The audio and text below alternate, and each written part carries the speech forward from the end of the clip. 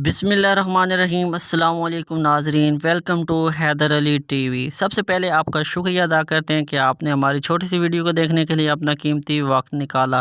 ایک بار پھر پاکستان کے اندر سونے کی قیمت میں بڑا اضافہ ہو چکا ہے، جس کی وجہ سے سونا خریدنے والوں کے لیے بہت بڑی پریشانی بن چکی ہے۔ سونے کی قیمت میں کتنا بڑا اضافہ ہوا ہے، آج کی چھوٹی سی ویڈیو میں آپ کو بتانے جا رہے ہیں۔ ویڈیو کی طرف آگے بڑھنے سے پہلے ہمیشہ کی طرح سے چھوٹی سی گزارش ہے کہ چینل کو سبسکرائب کر لیں اور ساتھ ساتھ بیل آئیکن کے بٹن کو پریس کر دیں تاکہ ہماری تمام نئی ویڈیوز آپ کے پاس آتی رہیں۔